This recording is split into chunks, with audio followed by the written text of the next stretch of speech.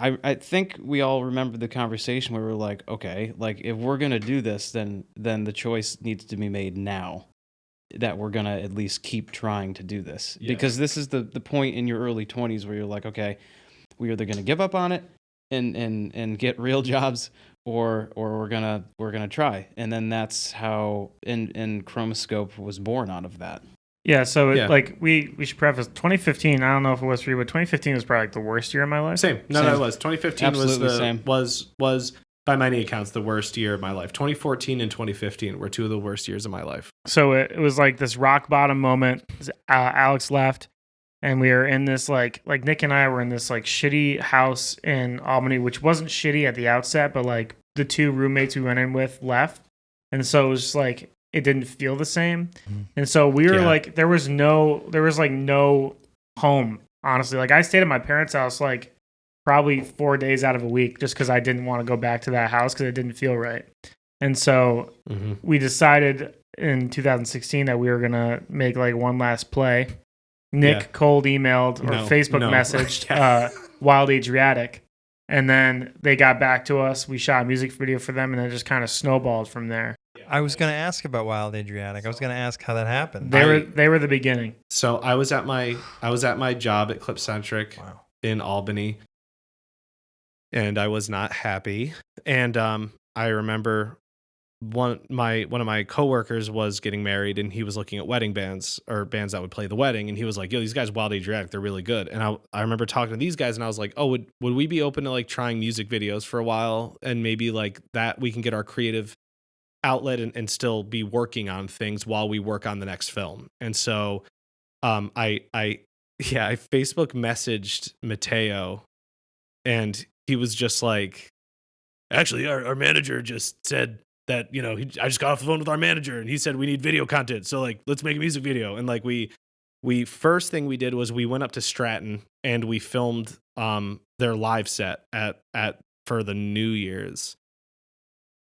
So that 2015 ended with us starting at what is now the thing that everyone knows us for and that we're probably the best at, which is actually, I'm just realizing that now. So 2015, the worst year of our life, ended with it was like a perfect renewal. I remember we filmed Wild Adriatic.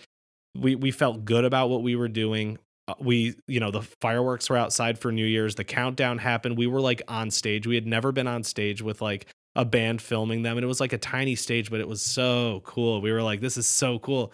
And yeah, they put us up at one of the places, one of the hotel rooms, and it just felt real. And we gave them the live videos, and then they were like, all right, let's film Cooperstown let's film a music video for Cooperstown. So we hopped in a van and we traveled around. We went from Albany, or we went from Saratoga to Cooperstown, we went from Saratoga to it was Cooperstown. Omegang.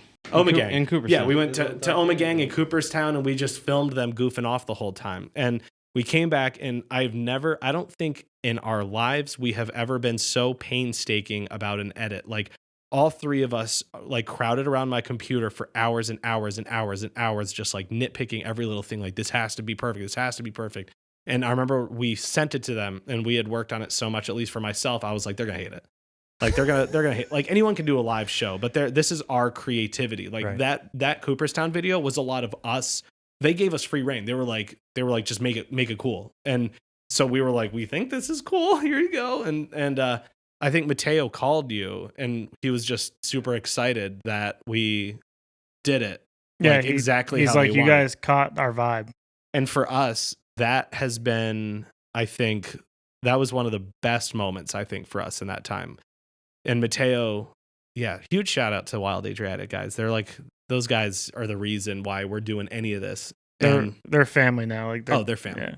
I believe that. I was going to ask. Actually, that's a perfect transition, because I thought from an objective third person, like watching and seeing your Pigsaw stuff and then the Chromoscope stuff, it seems very natural. It seems very like you learned a whole bunch of shit so that you were ready to make finished products regularly for other people. And now while you're doing that, you're learning all sorts of other stuff and building up stuff for when you're ready to do whatever you want to do next. Yeah. And you're really good at the music videos. You're really good at it because and I've seen you interact with bands. I think it's because you guys really understand what their feel is. You understand what it is they're trying to do, what they're trying to say. You allow it to come through in what you're doing. You're there. There's a Chromoscope feel, but you're helping the band shine in a way they probably don't know how to on their own.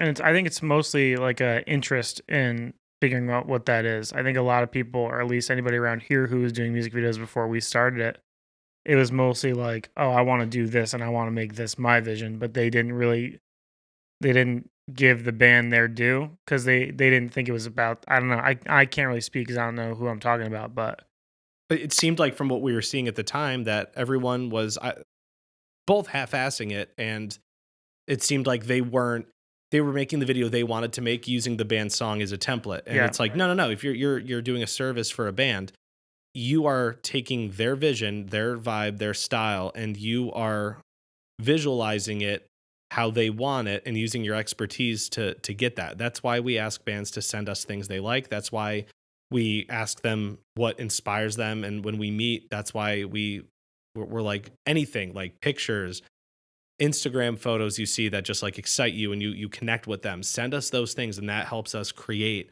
the visuals for your video. Like that's really cool.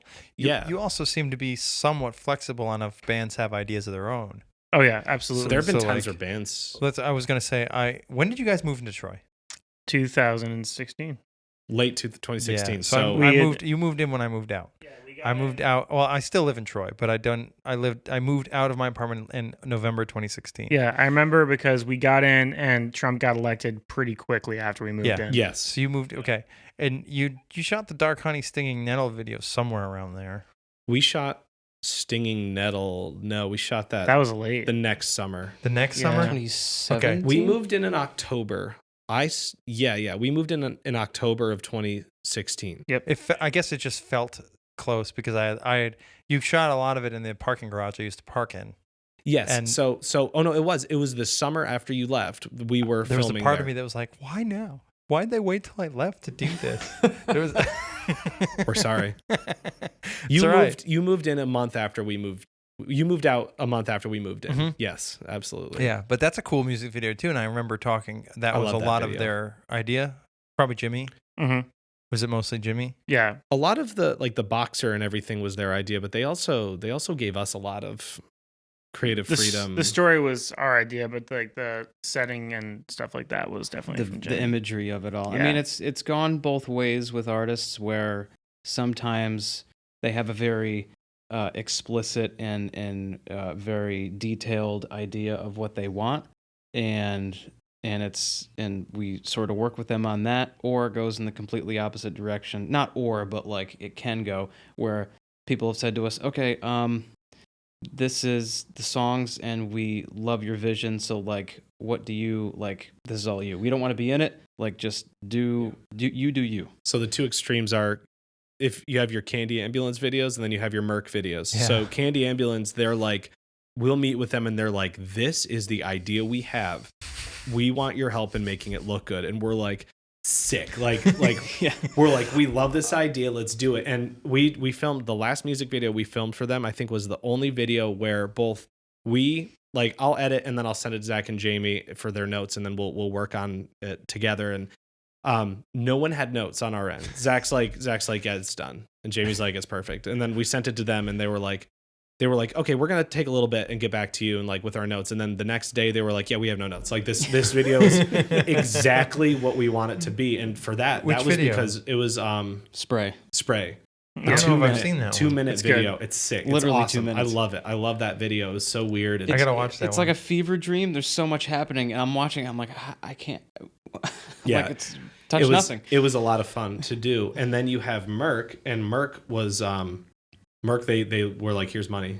Yeah, they're like, here's money. We never want to see you again. Yeah. And they gave us Only contact us when you have a finished product. Yeah. And but they were like, they really just let us go. They were like, you create the entire idea from start to finish, and that's it. What about Dreams? The girl blue cover. Ariel, that's another example of show up and film what I tell you to. And Okay. that to me, I loved because she did that the night we had a whole idea of what we were going to do.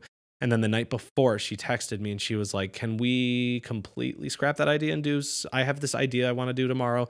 You guys like, just, I'll run the show. And like, I had this inspiration last night and then Sounds we like her. showed up and we filmed it and it was sick and it just worked. It was one of my favorite videos we've done. It's a great video. It's It's a great video. wild. We still have bugs caked into the inside of our RE lights because we got a generator. We got a generator to light in the middle of the woods, and so many bugs that those fixtures get to like 300 degrees. So the bugs were like touching them and like, like exploding, and we were like, "Oh, it's crazy." Where Wild. was that? Where were you? Jamie's uncle's. My uncle bought property. Actually, we shot Silent Sun there too. Part of Silent Sun, right across the street from there. That's true. But yeah. it's right near where I grew up, Like Malta? Boston Spa. Boston Spa? Mm. Yep. And it's correct. He built a house there, right? He's Yep. going to. He's cleared out like all those So trees. all that scenery is just gone. I actually haven't seen it in a while. I don't know. Yeah. It could all be gone. Yeah, Ariel. Wow. That whole forest. Oh, where we had to filmed walk it just through a bulldozed. swamp to Because get she to that spot too. witchcrafted it. She was like, She did. fuck this place. She It's did. gonna go Yeah. away. That's It was crazy. great. And then Stevie Nicks personally approved that video. I did not know that. Mhm. It's Yep. true. Stevie saw True it and story. she said great. That's- Great. I'll allow it. It's wonderful.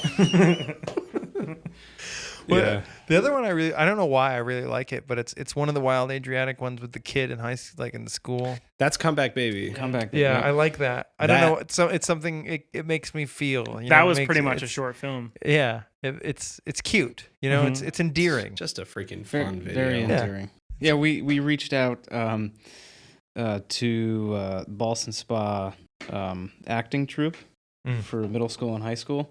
And I used to be in a bunch of stage plays back in high school, so I had a connection with the director who runs the show, and we're like, hey, this is the idea for the music video. Do you have any students who would like to be in it? And everyone was like, yep, me.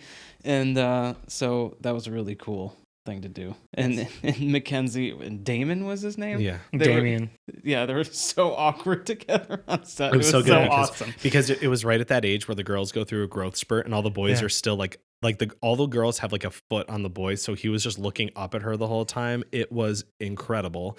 And then, and also just to backtrack, Zach was in Boston Spa's production of Joseph in the Amazing Technicolor Dreamcoat. I was. He was Joseph. You were Joseph. No, I was. was not. You were in Bye Bye I know. Birdie Were you too, the weren't you? Dreamcoat? I always say this. I always lie and say I'm like Zach Actually, was Joseph. I wasn't Bye Story. Bye Birdie. The first time I ever saw Zachary DeRocher in the flesh was when he was on stage in the production Big. Big. That's the first time. It's the You were in first time. Big? You know what? That's a good He introduction. was the best friend in Big. Yeah, I was Billy Kopecki. Yeah. That's a great role. Polish boy. I mean, I was born It's for the it. first time I ever saw him. Yeah, and the director let me wear an AC/DC shirt, so I was like, all right, this is gonna be good. That's amazing. It That's was so awesome. cool. The director allowed him that It creative was a freedom. lot of fun. It was a lot of fun. You have acting chops for sure. Mm. Because like in the old stuff too, like you took a character on every time you were in it. You were like Too my bad character it wasn't any good. No, you were pretty I good. think You were a pretty great good. Dex. in Yeah, What yeah, Remains. Was that in Dex. What Remains? Yeah. Yeah. You That were- one was perfect. God, you were an incredible That Dex. was great. Yeah, with You my hair really- tied back in a ponytail and smoking a cigar. Yeah, That was you a lot really of fun got to do. into that. Zach, there's- you were a sex symbol in that. Yeah. And when you got mad and they had to like hold you back. Oh yeah. Yeah, that's right. Thanks for reminding us. Oh, that was amazing. I was moist. We know drama. TNT. TNT. I feel like a fanboy. Like I know your stuff better than you do. No, you do. I totally forgot we did a whole little fight. I couldn't tell you what it's about. I remember running in the field and Jesse Hinman running so much that he puked red Gatorade. We thought he was puking blood. Yeah. We And- had pizza and Gatorade right before we shot that scene. Great idea, by the way. Yeah. And we're like, hey, Jesse, can you run across that field 12 times? And of course he's he like, did. Yep, no and problem, and man. of course Jesse did. Holding a shotgun. Who's Jesse? God, The who's- White Knight of Chromoscope. Who's Jesse Pigsaw. Hinman? Who's Jesse Hinman? Let me ask you. He's Can't just really like- identify him. Need a field? He's just need like a house? he's need a a gun? He's a good old boy, man. Yeah. He's exactly what you would think a He good just old takes boy care. is. Okay. Yeah, he's man. just Just takes Jesse. care of shit. He's an all-American red-blooded person. He is a Merle Haggard motherfucker. That Yeah. guy. Okay. I'll Yeah. tell you this right now. All His the entire Hinmans. family. All the Hinmans. I'll tell you this right now. We have a apocalypse scenario, and our apocalypse scenario is to go to Jesse Hinman's house. That's where it stops. Step 1, go to Jesse Is to Hinman's get house there because and then see what happens. because Succeed. they're ready. Succeed at the apocalypse. Succeed. I mean, we'll tell them. We'll be like, we're your We soldiers. we did tell him. We're like, Jesse, this is the plan. He's like, okay. And he's like, not really sure if we're being serious, but kind of sure that we're being serious. Yeah. But yeah, so So, are we gonna watch Apocalypse Now at some point? Yeah, that should be our next one. that's what I said. Yeah, that's what we were talking about last weekend. I think that would be one where I would really love to watch it with like you, Jimmy, and Ben and everyone. I think that'd be awesome. It'd be a lot of fun. It's cool. It's cool hearing you guys talk about movies, because it seems to. It obviously means a lot to you. It's a big deal. Everything, pretty Yeah. much. Professionally, I mean, Should we talk about watching Big Trouble in Big Little Trouble in China? Little China? Because I had more. I've seen the movie before, but I had so much more fun watching it. Like I did not have fun watching it when I saw it before, but I had so much more fun watching it in a group of people who like were in on the joke. You know, like It's a group movie. It's for sure the a group perfect movie. group movie. It needs to be experienced with friends. Every other just that and the movie is the reason we learned about the movie is because I mean Jamie knew about it from before, but I had heard about it because I met a few filmmakers before. Everyone always talked about Big Trouble in Little China, like other filmmakers. It's like this cult thing where people who aren't filmmakers enjoy it, but like if you're a filmmaker, you really love it. Like it's just like the vomiting exposition, the one-liners, it feels like someone is just, man, you could just tell they had so much fun making it. The sets are so elaborate and nothing makes sense. And the shit Jack Burton says. Yeah, for like a week after me and Ben were doing the end of the movie, the whole like, Yeah. you gonna kiss her? No. And what does he say? Like, Never can tell. Yeah. are we ever gonna see you again? Well, you never can She tell. says, can she you? says, see you around, Burton. Never can tell. Yeah. No, because all he says is never can tell. I mean, there's holds like on him. not a pause. Yeah, It's- no. there's Never can tell. Well, that and like he does that a few times. He's like, son of a bitch must pay. And hard cut. The hardest fucking edit that's ever just fucking sliced in the goddamn room. They're like, we're in the next scene. Forget about it. so funny. Son of a bitch must pay. And then like a lot happened in between then. And then that son of a bitch must pay goes immediately into a scene where every character for 10 minutes vomits exposition. I love that. It's shameless too. Yeah, mean the same David Lopan who's been and it like cuts to reaction shots and everyone's just nodding their heads, looking around. Oh, it's so good. It's perfect. It's What perfect. problem? Yeah. I discovered that movie as a child. Yeah, the problem with your face. It's like The Room for a lot of people, but for you guys, it's better than The Room because it's actually really good. Like it's even though it's terrible. Like you know what I mean? I'm gonna be honest. I think The Room, and this might just be for me. I think The Room is easier to watch if you're not like a filmmaker. That could make sense. It's like hard for me to watch a lot of the time. There's things where I'm like, haha, like that's funny, but where I realize like, oh no, like that was a real crew. He hired a real crew, and those people were all probably incredibly uncomfortable and off-put throughout the entire thing. And now it's funny. They can all laugh about it, but I can't help but just put myself there and just be like, fuck. Like anyone who's it's different. Big Trouble in Little China is self-aware. Well, that and it's masterful. Yes, it's when it does something wrong, like vomit exposition, it's done intentionally to make you laugh or to make a point or to make a joke. But The Room is just genuinely bad. Yeah, and it's just to me the guy didn't care. And it feels like that movie feels like to me a bunch of people trying to make a movie work when the person at the helm is literally insane.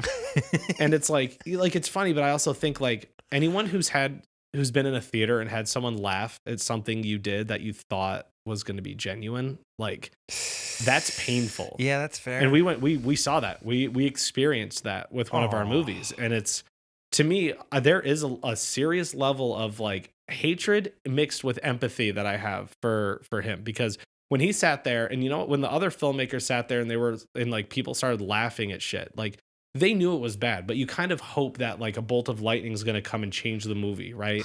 But it doesn't, and like people are laughing, and you're like, shit, like this, like there's few things as bad as sitting in the theater and having people laugh at something that you meant to be serious. You know the scene in I'm blanking on the name of the movie. It's a really good movie. It's got Vince Vaughn and the guy. Oh God, they're very young in it. He makes a phone call to a girl, and he gets her answering machine. Yeah, it's a very famous scene. I don't know why I can't remember the name of the movie. Vince Vaughn, not Vince Vaughn. It's his taxi driver. The friend. No, son of a bitch. I hate that I can't remember the name of this movie right now. Vince Vaughn's the friend. That's every movie with and Vince then Vaughn. It's fair, except for Psycho, which was weird. No, goddamn. Well, it doesn't matter. The main character calls this woman, and he keeps like leaving answering machine messages that are just way too long, and he keeps getting himself deeper and deeper and deeper in this hole. And every guy knows that feeling of just saying too much to a girl, like just not being able to just concisely say what you're trying to say. And like, is it like that where it's like it hurts to watch this? It actually hurts to watch this because I enjoy it because I can laugh at myself. Yeah, but it also really hurts. There was no enjoyment in that moment. I know what moment you're talking about. Yeah, no, it was just the worst feeling in the world. There's none. Like absolute pain. Not your. I mean, when you watch The Room. Oh no. Well, yeah, because The Room is objectively, there are parts of it where I'm like, that's just funny. I'm like, what a fucking moron. Did you watch our movie Upstate? No. Okay. Good. Keep it that way. Did we private that? Is that what we did? I think we did. Yeah. Many so years Upstate ago. was the movie. It was a short film. We went to film festivals with it, and there's a scene where the main character like turns around and he has this like, the actor, bless him, had like this crazy look on his face, which is what he was supposed to do, but it was just like, in the context of how they showed our film, it just didn't come off right because they put us at the very end of the festival because they tried to play it. It was supposed to be third or something. They started playing it and it like fucked up, and so they're like oh shit. And so they put us at the very end of the festival, which is where you don't want to be because everybody's like fucking sick of it by then. Right. And we were after all of these comedies and cartoons. And so everybody was just like completely disarmed. They were coming off like really good mood, and then all of a sudden they're served with this incredibly dramatic, dark movie. Don't festivals usually have categories? Well, yeah. So like, Jesus, that's not fair. They had 2 blocks. Yeah. No. But still, okay, that sucks. So you're set up for an unwinnable situation. Set up for that, here. and the scene, we should have done more takes. Like the movie's just not our best work. Yeah. So And we did that right before Wake Up. The winter before Wake Up. Actually, Wake Up exists primarily because we were so disappointed with Upstate, I think. And the other thing with Upstate was just like we were all kind of like half in, half out with it. Like nobody was really passionate about the story or anything. So it was kind of like it was like we used to have this formula where we would make a movie every winter, we'd make a movie every summer. And so it was just like filling, like just checking the box for winter time is really what it was. Was it scary to release Wake Up? Not as bad because we felt better about it. Felt way better. Yeah, okay. There was never a moment in Wake Up where I was like, "This sucks." I was like, "Ooh, how are people going to respond to this?" Like, I felt that way. I felt that way a little bit because that was really like the first movie where like I wrote and directed like in like proper form. Which was Wake Up, and so like every scene where there was dialogue or where it was supposed to be like getting across any kind of emotional point or tone, I was always like, I hope that came off right. You know? And for me, like editing, for me, the major problem was the middle because of what we talked about. And that's because I was just sitting, I remember we premiered it in Saratoga and I was sitting there in the theater and I was like, okay, we just got to get through the middle part. And like, you should never feel that way about your movie, right? Like I was like, if we can hold their attention through this, because it's not terrible, but it's not great. If we can just hold their attention through this scene that is not what it should have been, the rest of the movie is pretty good, and it brings itself back. Yeah, it does. You're right. It's pacing. It's because you've established this pace of change. Yeah, and not enough changed in that scene. You know, Mm-hmm. He's literally changing person. That movie would be a great feature film. Yeah. Our film teacher from high school always tells us. That's what he said. That was his main his main critique after that. He was like, I want it to be a feature. Yeah, Probably he because said, it would work better. Make it well, a I feature. think honestly, I think it's a good movie. I think it was just too long. But he's like, I loved it. He's like, I want to see more of it, Yes. which I think is a good sign. But Yes. Yeah, I kind of felt the same way. I felt like there was more there. Mhm. Like I didn't. If I kind of see what you're saying, it had to be one or the other. Mhm. It had to either be shorter or be feature because in my mind, I can only think of it as a feature because that's kind of how I watched it. It's 20 minutes long, but right. I wanted to know more about these two characters. I wanted to know more about his situation and how he was dealing with it. Or like what are the rules here? Mhm. What are the rules with this situation he's in where he keeps waking up as a new person? Yeah. We opened that up with a monologue, didn't we?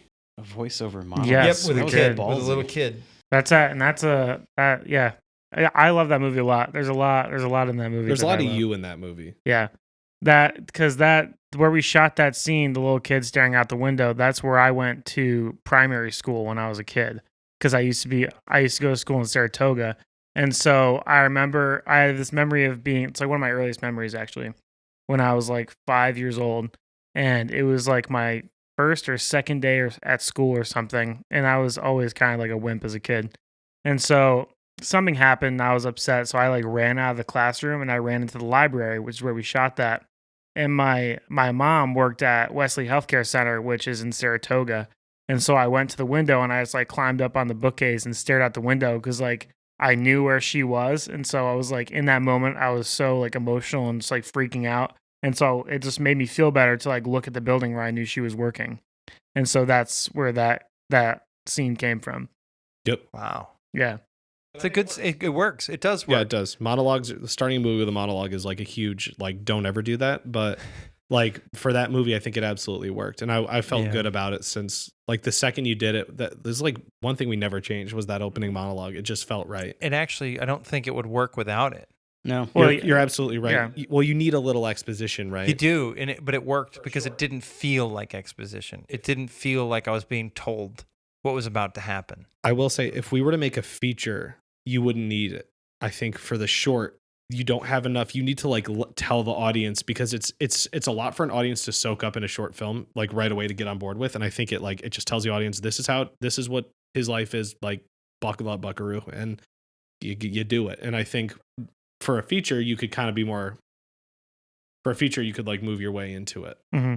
Differently. You wouldn't want to do a monologue. I think monologues work for short films They because there's a certain burden of exposition that you have to get in there. Absolutely. Yeah, you could have in a feature just jumped into him in a situation. Well, because people have 20 minutes to understand what it is, whereas that's the entire short. Right. Otherwise, And you could have him even change lives more.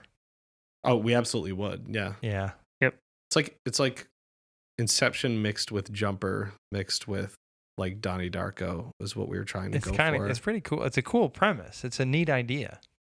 Yeah. It's a neat idea. Okay, I want to ask 3 questions. Okay. Two of them are for each of you. What is your favorite favorite video ever you worked on? Video, film, whatever. And which one are you most happy with? So is that the same question? There are 2 questions. So one is, what's your favorite that you worked on? What was the the process, the working on it aspect? Okay. And what was your favorite thing that? End result. Yeah. What do you think is your favorite of the thing you've made? So can I separate? So I'm just gonna like preface this. Are we talking about the ones that we think are best, or the ones that we personally love the most? You can answer both if you want to, or Ever. you can preface it. Ever that we've ever done, right? Yeah, or we can limit it to just the Chromoscope stuff if you want to, but I'd rather not. Ever. Yeah, I say Yeah. ever. No, I'm thinking ever too. Yeah, I'm just trying to like preface it with what you think your best work is compared to the one that you love the most and feel most. All right, let's add a third question in there then too. So the first is, which one was your favorite to work on? The second is, what's your favorite? What is it you think that's your best work? And what is the one that you personally love the most? Okay, so for me, the one that was the most fun to work on was Silent Sun. For me, I We did so much with it, and it was just every day that we did it, we learned something new, and it. The cool thing about that movie was we weren't good enough yet to where we had the imposter syndrome. So everything we did felt like, oh my God, like this looks so sick. Like this is so cool. And this works. Yeah. Awesome. And I think here we'll like go by question. So I think that's my favorite that to you've work worked on. Yeah. Need a minute? I would probably gut reaction was kite falling, I think. I think by that point we had really it felt more like a real process. Silent Sun was amazing. I wasn't honestly there for a lot of it. I think, yeah, that might be. And that probably why that's not my answer. Mm-hmm. But I think with kite falling, at least the approach for me, it was like I wanted to have this legitimacy to it, like through and through. Like, okay, things have to be like there's a reason why, you have structure, development, and pre-production. And I tried to like inject that process into it.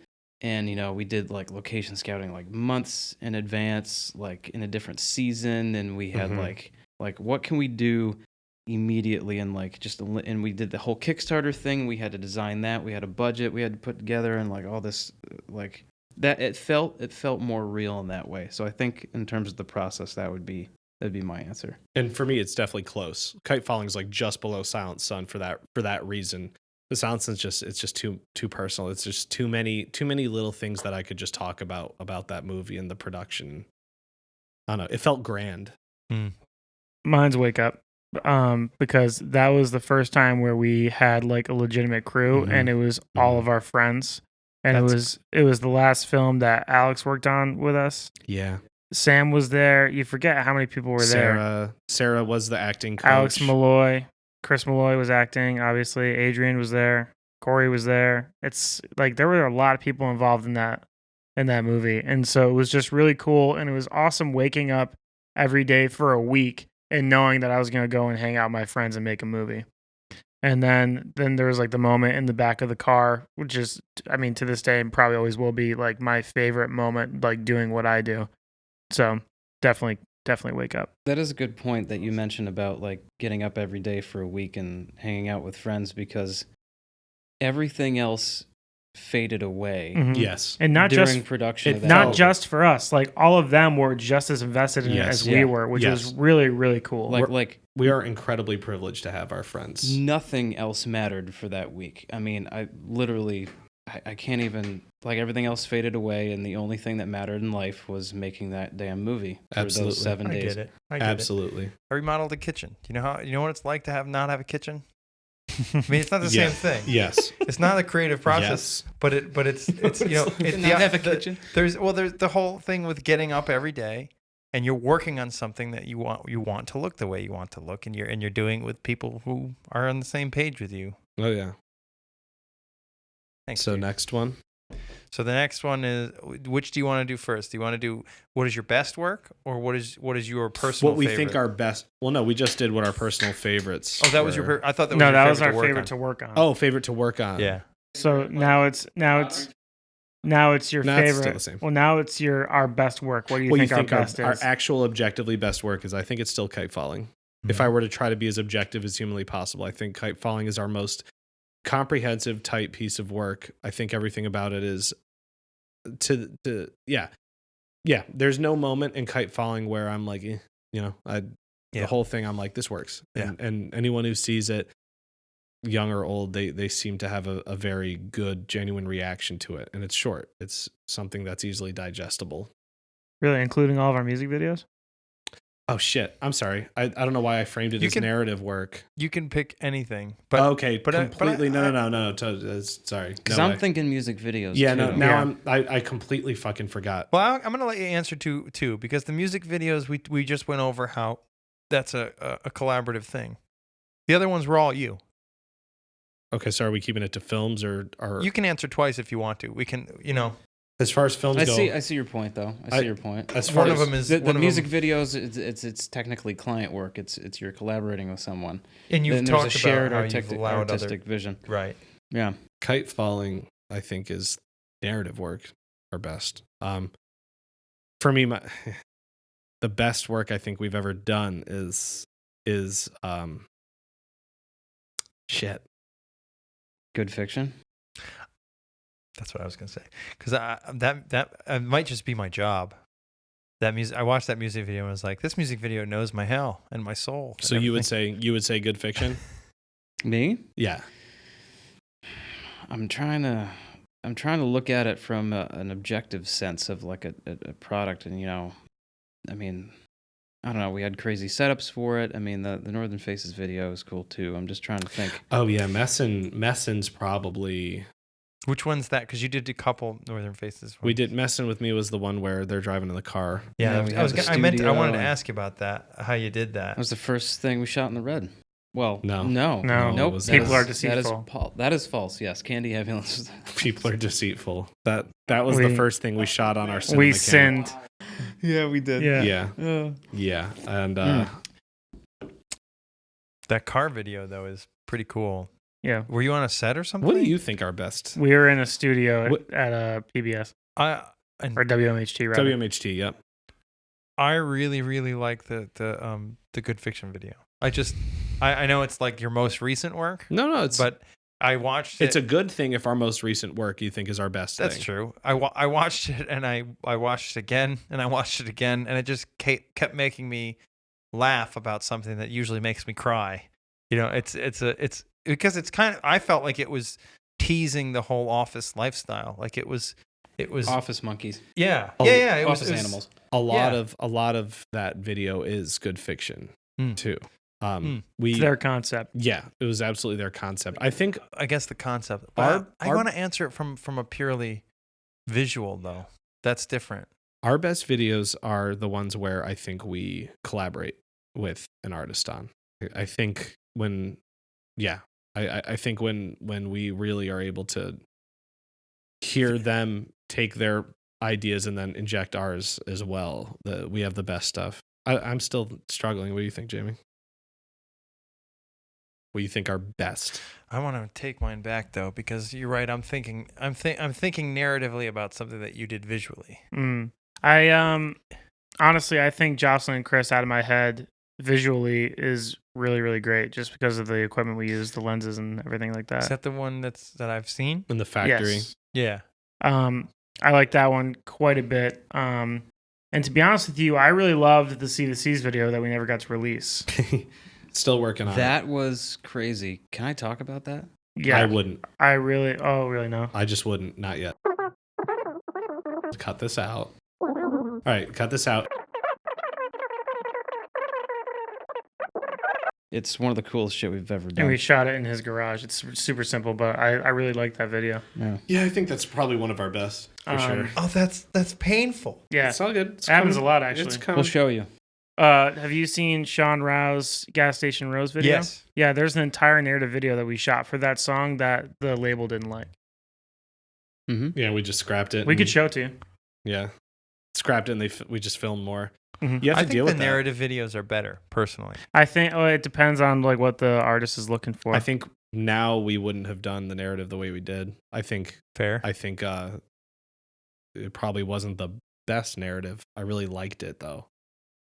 I think I agree. I think agree. I think if we were to do it again, we would do it a little differently. But I do think it was a good narrative. I'm a big fan of music videos that have some thought put into them. Right. Like David Fincher's music videos are great.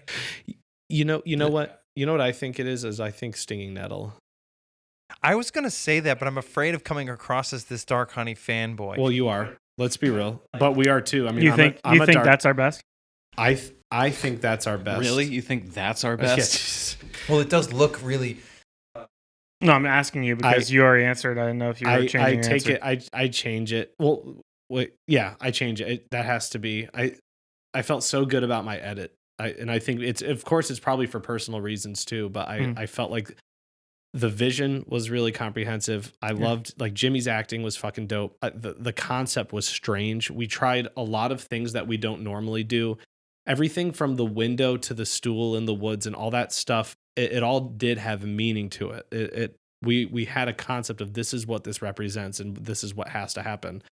And Yeah. That's why I like it, because I saw the window especially just stuck with me. I was like, that means something.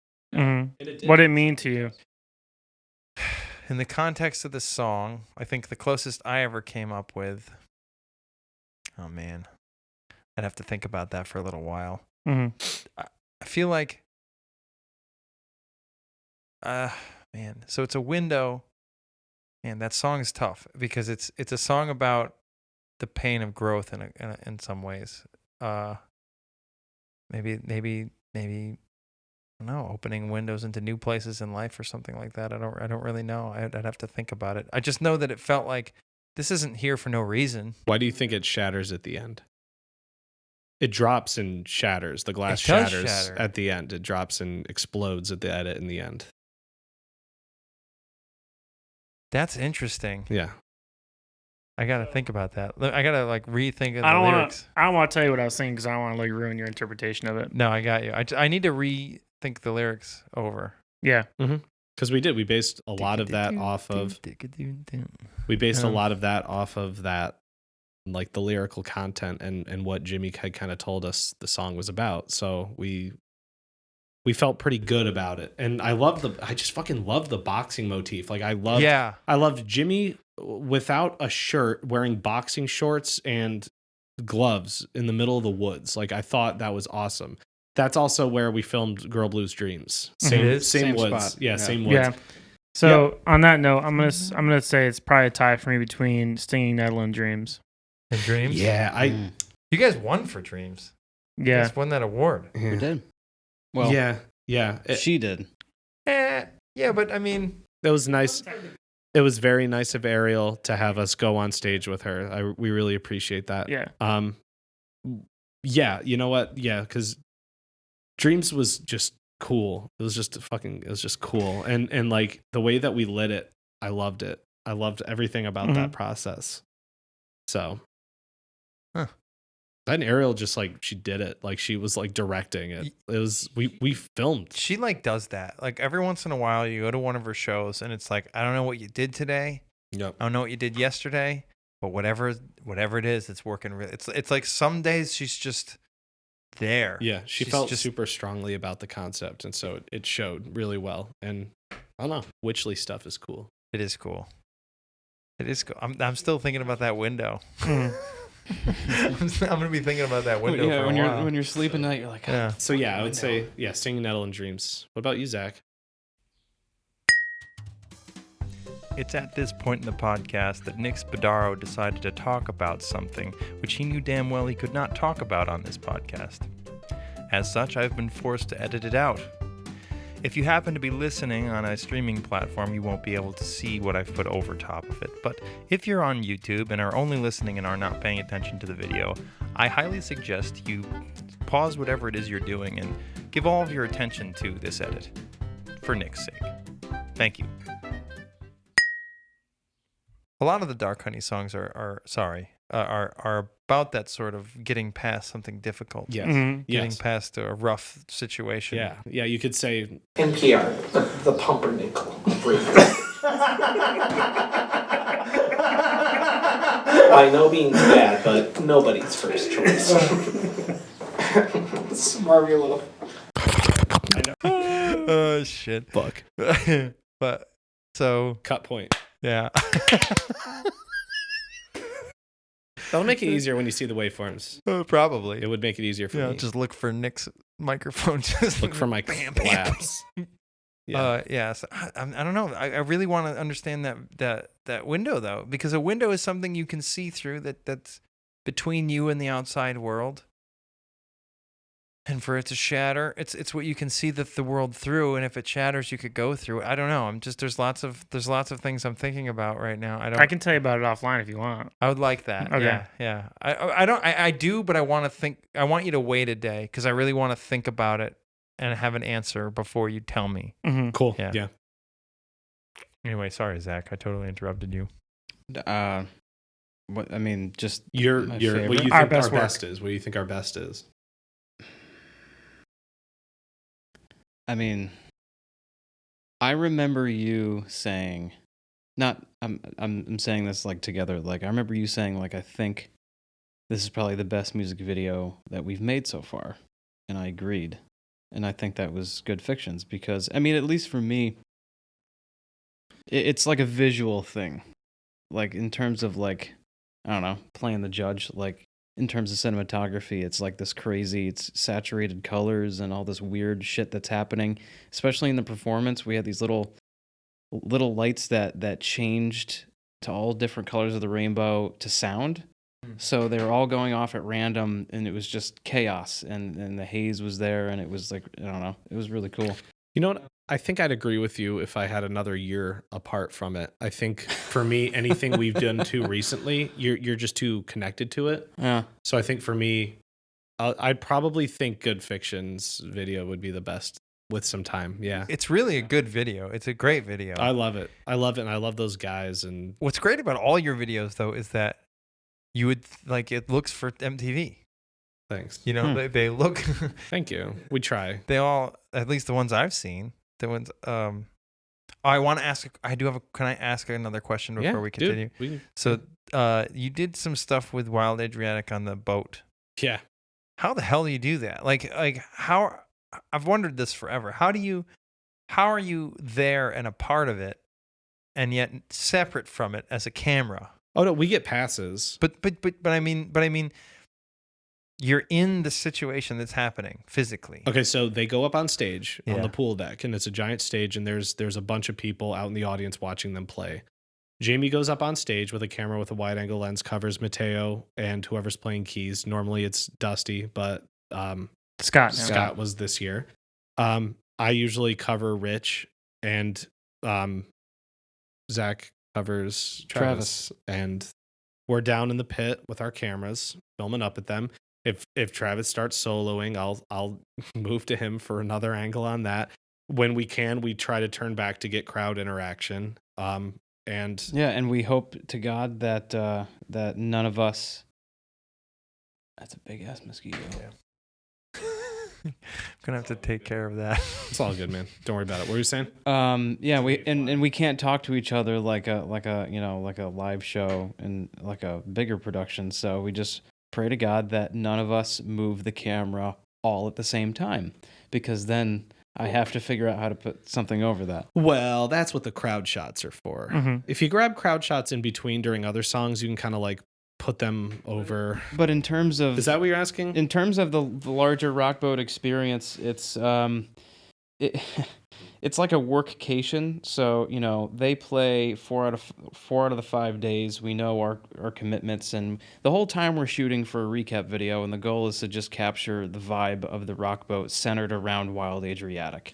So the rock boat is insane because it's 3,000 drunk white people in the Gulf of Mexico for 5 days straight, and everyone's on a bender. And Drunk it's boomers, awesome, booming as hard as they can. and everyone's in a great mood. The sun is shining, and it's like, on paper it sounds like this amazing thing, but capturing like the small moments of people like hugging and seeing each other for the first time since the last rock boat. Seeing old friends, like getting to see your favorite band, stuff like that. If you capture that, that's what, and then, the backdrop of like white beaches in Mexico. So, Yeah, I guess I don't know, where are you when this is happening? Because it looks like you're like in the crowd. We are. How does that like not fuck with it? There's Like, a how does- barrier, and then there's a there's barrier. a space where we stand, then there's the stage. So we're separated from So the crowd. like the bear. Oh, okay. Have you ever, like a show, like any show? Like Yeah, I there's guess I never thought about it. where the Yeah. security I just- guys stand. Well, because we have passes, we get artist passes, and we can go wherever we want around the stage for the most part. And so we just go right in. Security lets. Do you ever go up on stage? Jamie goes on stage every time. He's up on stage next to Mateo, because we used to do it where we were all in front, and then it would cut to Mateo, and he's just distant dark figure doing drums.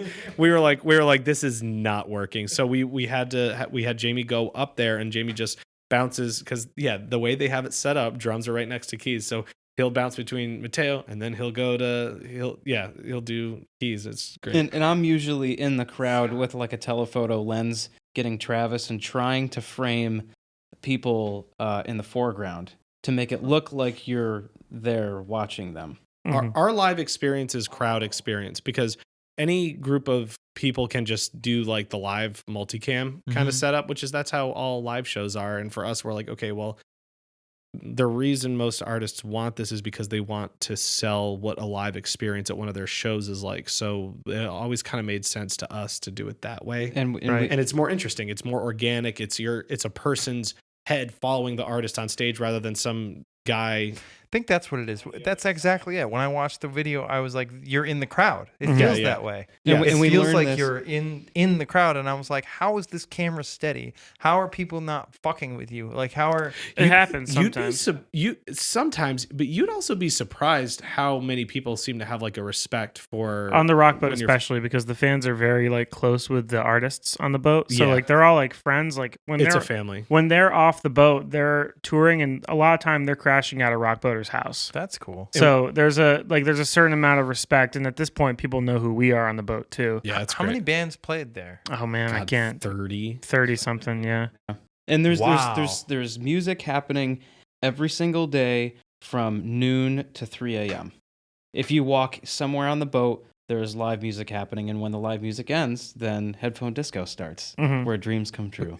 When you Headphone disco starts at like midnight, goes to like 3 a.m., and it's just like silent disco and what's called Spinnaker Lounge, which is at the very front of the ship. So it's just everybody who's not too old getting super fucking drunk, dancing and screaming at just there's three random 90s songs. and there's then three you're DJs. just trying to find whoever the hell you want to dance with. So Yeah, dance with. I'm sure that's what you're looking for. it's a certain kind of dance. 3 DJs battling for your attention on Yeah. each channel. It's So each awesome. DJ is playing a different song off of. And how do you pick which one you're listening you to? switch it? There's a switch on there. So It's on your red, green, headphones. red, So, green, so and you blue. could be dancing with someone who's dancing to a completely different. Yes. Yes, but there's social pressure. Yeah. When you sync up with someone and you It's both magic. know the lyrics, it's magic. That's the fun part about it is Oh, because that's you're cool. you're in a big group and then people all of a sudden like everyone will get like a ballad and everyone always switches for like if like Bohemian Rhapsody comes on, everyone switches to that channel and everyone just starts singing it together and it's nice. It's really cool. Right, you want to be part of it. Yeah, and Yeah. so people look around, they see, ooh, everyone's on blue channel and I'm gonna switch to blue channel, see what it is. Oh, you can see a light. on Yeah. there. It's lit up. Okay. That's what does it. Is the person whoever's around you is a certain color. You want to sync up with the It's almost people a you're battle with. for charisma. So if you're on the channel nobody else is on and you're just really charismatic, you might get people listening to the same channel. Exactly. You're on. Oh, there's certain Yeah. people who, because the green channel always just plays like kind of Trash. trash. So there's like the people who are just like want to listen to trash fucking hip hop music in the corner, and or not hip hop club, like trash club music. They'll go in the green, they'll just stand in the corner and just be like, and then everyone else is being a part of an experience usually. Fuck green channel. Fuck green channel. Yeah. Wow. That's pretty cool. Fornicate green channel. All right. Well, while we're on the music thing, and I think we should wrap it up pretty soon. I don't know about you. Is that all right with you guys? Yeah, It's fine. I gotta run soon. It's fine, brother. I started a playlist, and I'm asking everybody who's on to add 2 songs. So if you're on again, you get to pick 2 more songs. 3 But songs. You get to pick 2. We're each. 3. No, you each get to pick 2. Oh, okay. All right. You each get to pick 2. So can I You don't have to right now. No. I'm just saying, can I is it not including local artists? You can do right? anything. Hmm. Any 2 songs you want. How many songs are in it so far? I got it right here. I'm still waiting for the last people to pick songs. We'll do this right away. Yeah? Oh yeah. I'm going to share it at some point too. When it's long enough, I'm going to share it. Because I Okay. think it's kind of I cool. think that's a great idea. Right now we have 1, 2, 3, 4, 5, 6, 7, 8, 9, 10 songs. You need to do what we wish we were doing right now. You need to fill the niche. That's what I'm trying to do. But yeah, Cool, man. thanks for coming on, guys. No, Yeah, thank man. you. Thanks for having Anything us. else you want to This podcast is sponsored by Audible. say? Blue I just Apron, want to thank MeUndies, MeUndies and Blue Apron for sponsoring this and podcast. Fleshlight. We got to do one thing before you go. I'll say Thank it on you here because I think so it's going to much. be a thing. Do you see that white arm? Yeah. yeah, Jimmy, I do. I'm taking a picture of everybody who's on with that white arm. Just do what get Cool. weird with it, All right, cool. and that goes on Instagram. Great. Love it. Want to go do that now? Yes. Yeah, man. All right. Is that it? That's it? good. Goodbye, world. Fuck you. Oh. Back to reality. Does that stay up there? What? No, you can take it down.